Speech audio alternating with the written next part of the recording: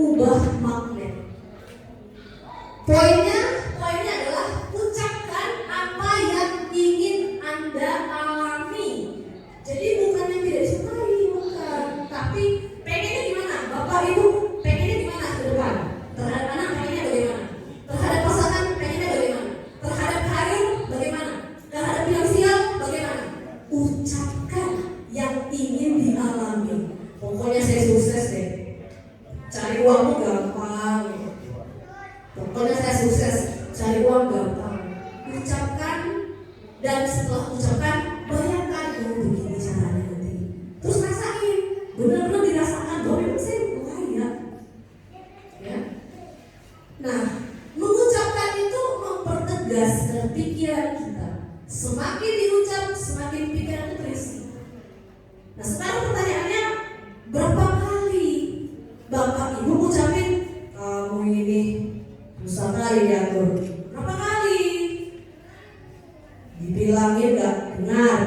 Berapa kali diucapkan itu, dipertegas berapa kali? Suka kali buat marah, naikkan emosi misalnya. Nah, berapa kali kata-kata yang diucapkan, berapa kali?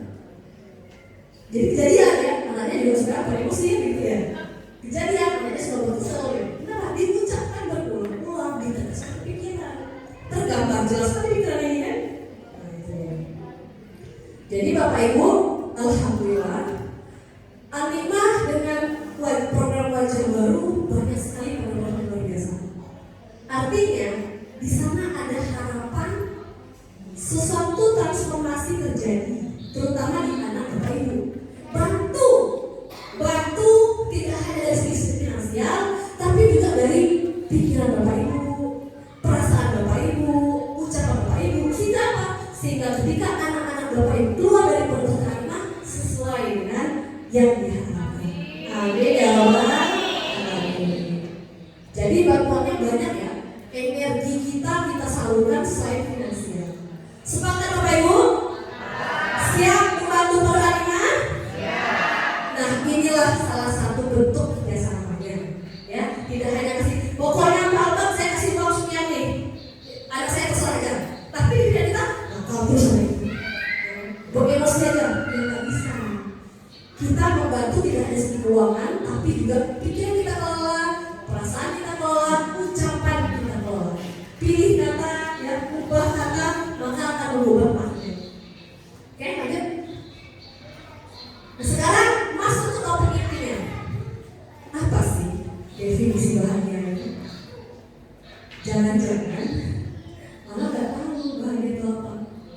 Oke, boleh dari satu bapak dan satu ibu, apa definisi bahagia? Boleh ya, kasih mic-nya. Ini penting ya Bapak Ibu ya. Nanti akan kita cek program perasaan itu apa ya. Oke, ada yang bersedia untuk kasih definisinya? Ini bukan kuesioner ya, nggak bersalah lah. Ini hanya sekedar kita mau memproses saja. Lebih baik kita tahu dan kita cukup perbaiki. Oke, ini depan Ibu bagaimana? Apa definisi bahagia versi Ibu? Nah, versi Ibu. Assalamualaikum warahmatullahi wabarakatuh. Saya Wali Santri dari Yayasan Sekian kelas 11 dan dari aplikasi Uskup Mas Bahagia buat saya itu melihat anak mau mengerjakan sholat tanpa disuruh. Melihat anak mau mengerjakan sholat tanpa disuruh ya. Bahagia menurut saya mau anak melakukan hal-hal yang positif. Oke, baik.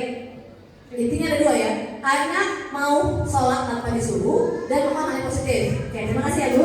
Satu lagi dari Bapak-Bapak. Apa definisi bahagia menurut Bapak-Bapak? Ada yang bersedia kasih komentar? Nah, yang belakang.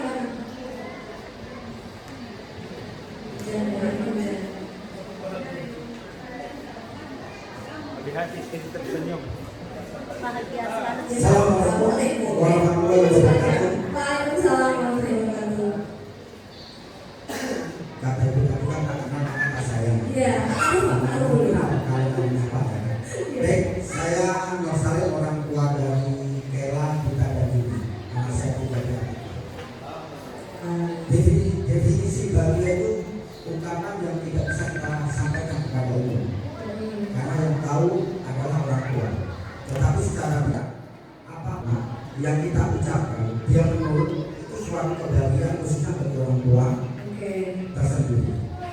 terdapat bapak-bapak bunda-bunda yang lain itu definisi bahagia itu luas.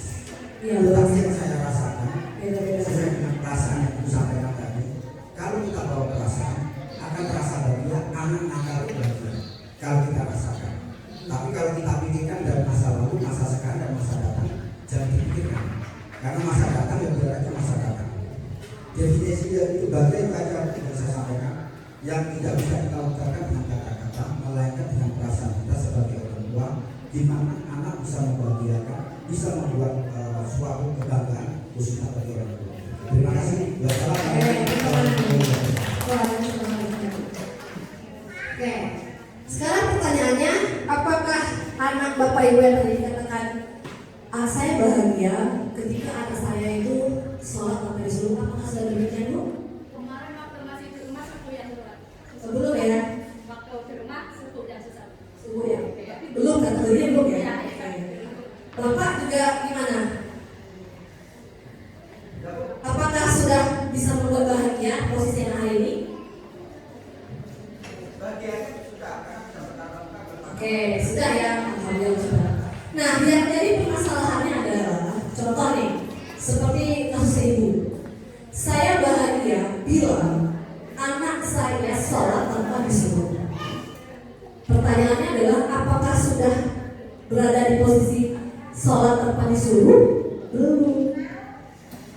Kalimatnya adalah karena anak saya sholat belum sholat sendiri tanpa disuruh, maka saya belum bahagia alias menderita. Nah, ketika kita punya program karena saya menderita, maka kata semesta dia akan memanjakan atau akan mempertemukan kita dengan hal yang menderita. Contoh lagi, kata Pak Herman tadi, ada di video, sudah lagi enggak?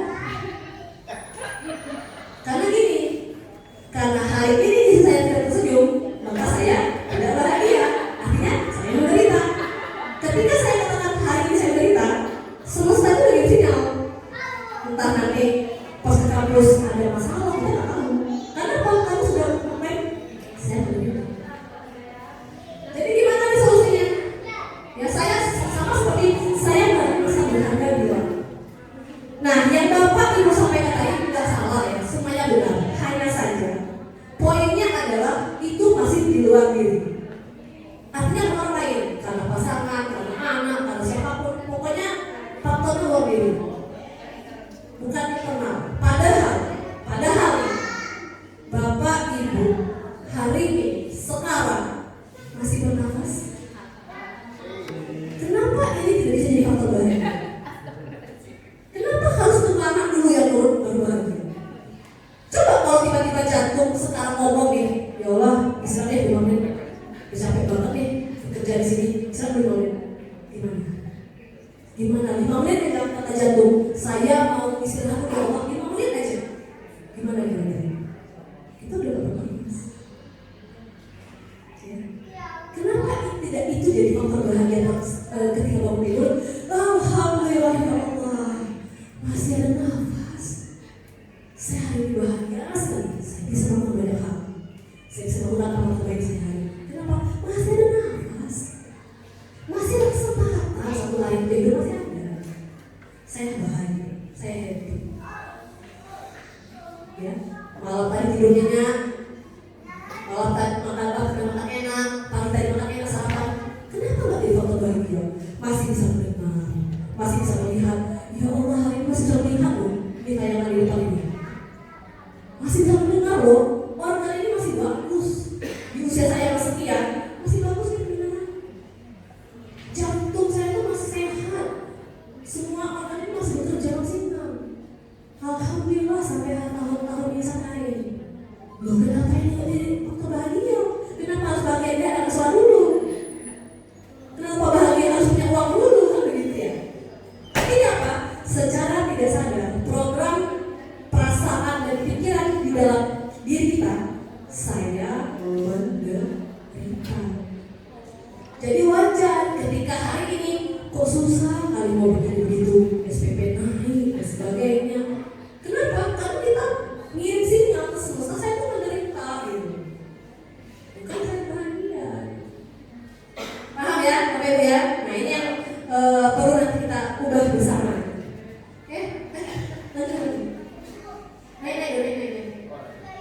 Nah, seseorang yang mengundang luka, ya, ditandai dengan mengalami pola yang berulang dalam hidupnya.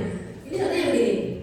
Pernahkah Bapak Ibu punya teman biasanya punya teman, entah teman SD, SMP, SMA, kuliah, tetangga, kiri kanan, lingkungan. Sudah kita baik, dia menjauh. Sudah kita baik, dia menjauh. Kalau itu polanya berulang, itu berarti kita punya luka. Bukan tiba-tiba teman itu begitu kan, tapi kita yang bawa. Nah, mohon maaf, ini juga terjadi pada kasus bullying. Kasus bullying itu bukan tiba-tiba karena pelaku itu kuat atau pelaku itu berkuasa membuli anak kita, bukan. Tapi karena anak itu bawa luka, sehingga dia katakan kesal, bully aku, ibaratnya gitu, bully aku dari ekspresi tubuh dan sebagainya. Anak kita tuh memancarkan aura bully dong, ibarat seperti itu. Kenapa? Karena dia mau luka. Jadi coba dilihat deh, karakter anak yang dibully itu kan sama. Dia pendiam misalnya, dia nggak berani melawan, jalan pada duduk begini, dia nggak pedean. Kenapa? Karena dia memancarkan gelombang itu. Sehingga bagi orang-orang yang punya kuasa, oh ini enaknya dibully nih, dia nggak akan melawan ini. Anak ini nih seru kali dibully. Ya, artinya apa? Tugas kita bukan kita marahin anak kita yang korban. Pancarkan aura saya berharga, pancarkan aura saya layak dicintai, diterima. Dari mana? Ya dari ini. Saya bahagia Tuhan. Itu yang kita atau yang kita sampaikan terus bersama. Ya, di samping kita berdua melakukan pola-pola perasaan yang kita sayang. Oke, lanjut. Nah, terus dampak luka batin itu apa aja? Banyak banget Bapak Ibu ya, banyak sekali. Bisa ke karir, bisa ke pernikahan. Nah, contoh pernikahan itu begini. Ketika suami dan istri ada cekcok, ada sesuatu hal tidak sama pemikirannya, itu bisa dibilang luar biasa. Sebenarnya mereka ribut itu bukan karena masalah yang hari ini bukan, tapi ada luka. Mungkin mereka sering bawa, istri bawa dari luka yang lama dia sebagai anak, suami juga membawa luka dia sebagai anak. Ketemu, beradu gitu ya, saling menyambut gitu. Contoh nih, saya kasih analogi. Misal, ini jalan raya. Ada kubangan air. Tiba-tiba ada orang yang mancing. Kira-kira dapat ikan nggak? Enggak. Saya tambah durasinya 1 bulan. Jadi 1 bulan. Dapat ikan nggak? Kubangan air di jalan? Enggak. Kenapa nggak dapat ikan? Karena ikannya nggak ada. Benar ya? Nah, sama. Ikan itu juga marah. Kalau kompor marah itu di diri Bapak Ibu itu nggak ada, mau anak senakal apapun, kompornya nggak akan kepencet, marah itu nggak ada. Artinya, Bapak Ibu kok bisa marah, bisa kesal? Karena dalam diri Bapak Ibu sudah ada kemarahan yang terpendam. Kok bisa? Pengalaman masa lalu pas jadi anak. Jadi Bapak Ibu pas jadi anak dulu mungkin ada kemarahan, ada keluarga nggak bisa ngomong, terpendam di sini. Sekarang ketika jadi orang tua, anak sedikit aja nyenggol-nyenggol di sini, udah marah. Artinya kita marah bukan karena anak, tapi karena kita punya energi menyimpan kemarahan di dalam dirinya. Sama seperti ikan tadi, mau setahun dia mancing begini di jalan itu, nggak akan ada ikan, ikannya nggak ada. Ya. Mau pasangan kita sekesal apapun dengan pasangan, anak kita senakal apapun, kalau tombol di sini marah nggak ada, nggak marah. Kita tetap bagus gitu ya. Oke, nggak apa-apa, namanya juga anak. Kenapa? Nggak ada kemarahan, karena tombolnya nggak ada. Nah, ini yang perlu kita sadari. Seberapa banyak kita menyimpan marah, menyimpan luka, menyimpan sesuatu yang dibawa dari masa lalu. Jadi hubungan orang tua anak ini juga berpengaruh pada kondisi finansial. Saya kemarin ikut terapi trauma uang. Bayangkan Bapak Ibu, trauma uang. Ternyata uang itu bukan berarti dia nggak mau datang sama kita, bukan. Tapi kita yang secara tidak langsung menolak kedatangannya. Contoh, ketika ada teman nawarin, yuk aku bonceng naik apa? Ih gak usah, gak enak. Apa saya gak enak kan? Nah ayo, gratis apa? Gak layak, perasaan gak layak. Nah, perasaan tidak layak, perasaan tidak pantas, inilah yang menolak rezeki. Ya. Kenapa gak layak? Kan sama-sama manusia, sama-sama hambanya Allah. Hanya persoalan naik apa, sebenarnya angkot. Semua ini bermula di rasa. Saya naik angkot nyaman, saya naik apa gak nyaman. Kenapa bisa gak nyaman? Karena ada luka-luka apa? Udahlah kita nih orang-orang yang begini aja, gak bisa sukses kita nih. Kita dari kampung kita ini, gak usah terlalu mimpi-mimpi, gak usah. Itu diucapkan pulang-pulang misalnya dalam mulai dulu. Kita ini orang miskin, gak usah berharap. Padahal miskin kaya itu hanya urusan mental, bukan urusan uang. Ya. Sepakat nggak Bapak Ibu? Uang itu bukan penentu kelas sosial. Yakin? Nanti ketika dikasih uang banyak, saya orang kaya loh. Gitu. Tiba-tiba uangnya ada, saya mesin lagi. Gitu. Padahal uang dengan jumlah yang banyak itu bukan menentukan orang kaya atau miskin. Uang itu dititipin sama kita. Ya, anggaplah itu adalah rezeki lah. Allah itu kasih rezekinya melalui beberapa banyak macam cara. Salah satunya adalah uang. Titip kita. Nih, saya kasih nih titip kamu nih, nama kerja nih misalnya. Nah, uang itu sebenarnya hanya bayar. Oh, aku mau SPP, bayar dengan uang. Mau beli mobil, bayar dengan uang. Tapi kenapa gara-gara uang yang tidak seberapa gitu, hancur pertemanan dengan teman akrab misalnya, ya kan? Hancur keluarga gara-gara warisan misalnya, putus silaturahmi hanya gara-gara warisan. Dan ini adalah karena trauma, bukan karena uangnya, tapi karena pengalaman masa kecil yang memang mendasari itu. Nah, bayangkan Bapak Ibu kalau seandainya anak-anak kita semua hari ini punya trauma, dan nanti ketika dia udah dewasa, dia jadi orang tua, dia kesulitan secara finansial hanya karena siapa yang menyebabkan trauma dia? Karena apa? Karena kita pun punya trauma belum sembuh. Maka dari itu, harapan saya hari ini adalah hari ini kita putuskan memilih pulih, memilih sembuh. Supaya apa? Supaya cukup sampai di kita saja. Jangan diwariskan ke anak. Jadikan mereka generasi yang luar biasa. Ya, generasi yang memang sesuai dengan apa yang kita mau. Oke, lanjut. Oh ini ya. Oke, lanjut. Maka putuskan kita memutus siklus pewarisan antar generasi dimulai saat ini dan dari diri Anda sendiri. Bersedia Bapak Ibu?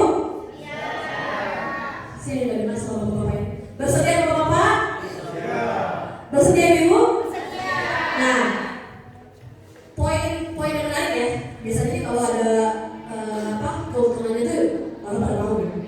Keuntungannya adalah ketika kita kelar persoalan diri kita dari luka-luka yang banyak itu, kita akan berjalan ke masa depan lebih enjoy, lebih ringan dan lebih mudah. Dan menariknya, kita bisa gampang cari uang. Uang itu mempertenangkan kita. Kenapa? Karena kita ada emosi negatif. Ya, uang itu akan berteman dengan orang yang bahagia, orang yang subur, orang yang berlimpah. Uang akan datang lebih cepat dan lebih mudah. Tapi kalau suka ngeluh, misalnya, kapan gajian Pak?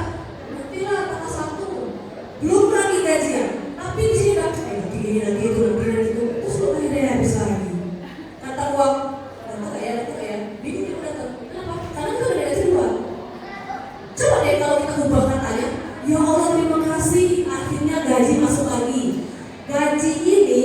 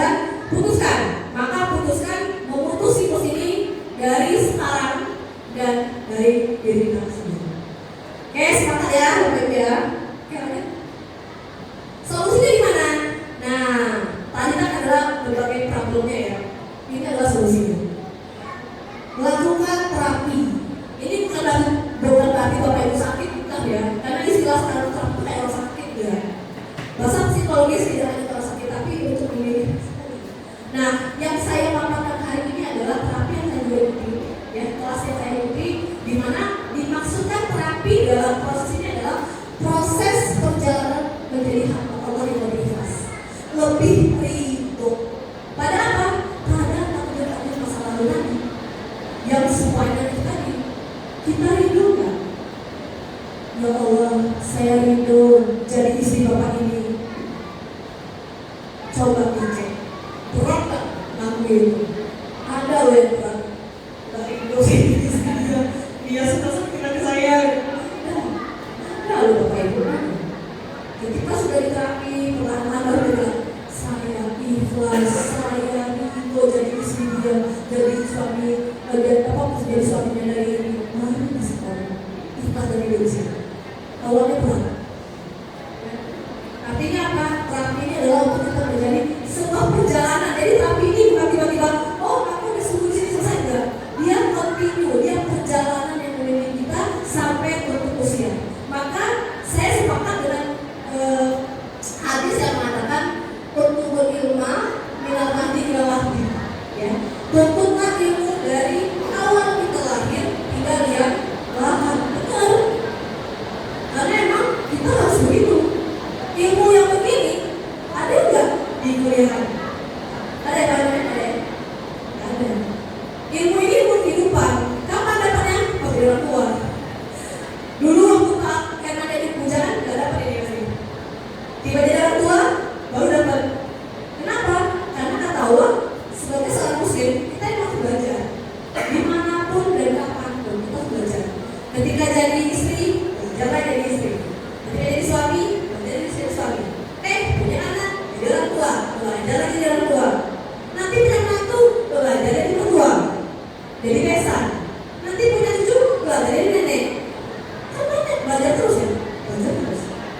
Artinya apa? Sampai kapan nih belajar kan? Sampai lihat.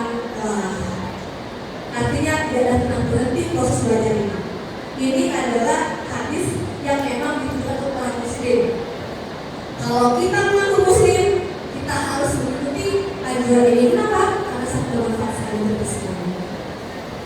Oke lanjut. Nah ini dia langkah-langkah terapi ya. Pertama kita lihatkan dulu, ya Allah saya mau membersihkan diri saya dari trauma-trauma atau luka dan sebagainya. Yang kedua, bertaubat. Nah ada kajian yang saya ikuti, bertaubatlah selagi Anda masih diberi nafas. Misalnya hari ini saya berdosa, langsung bertaubat malamnya bisa boleh. Kenapa? Karena supaya neraca baik buruk itu seimbang. Jadi jangan tunggu hidayah dulu deh baru bertobat, jangan. Bertobatlah selagi masih bisa bertobat. Karena dari sana bisa jadi itu awal untuk dapat hidayah. Lalu ketika mau memaafkan dan menerima diri sendiri, nah ini kita akan coba nanti bagaimana kita memaafkan, kita terima diri kita yang begini ya, yang sampai tidak ikhlas dengan diri sendiri. Banyak klien saya yang begitu. Ketika saya katakan, kamu saya tidak ada diri gua, ketika dia sendiri, oh saya kesalahin diri saya sendiri. Banyak. Terus yang keempat, kenali pola emosi diri dan terapi yang tadi yang saya sampaikan. Lalu kita memvibrasikan imajinasi positif tentang anak di masa depan. Artinya pikiran, perasaan dan ucapan ini yang kita selalu sampaikan, vibrasikan. Isi tangki yang rumah tangga ya. Isi tangki cinta anak dengan kebenaran kasih sayang. Nah, ini saya belajar dari Dr. Esa Dahlan. Mungkin bagi yang sering ikutin podcast saya, kita semua, kita ini pernah jadi anak dan kita sekarang punya anak. Kita itu punya 5 bahasa kasih, ya. Ada bahasa kasihnya sentuhan, ada ucapan pujian, ada quality time, ada hadiah. Seperti ini apa ya? Ada 5. Nah, ketika bahasa kasih ini sudah kita berikan ke anak, itu akan full energi cintanya. Misalnya, saya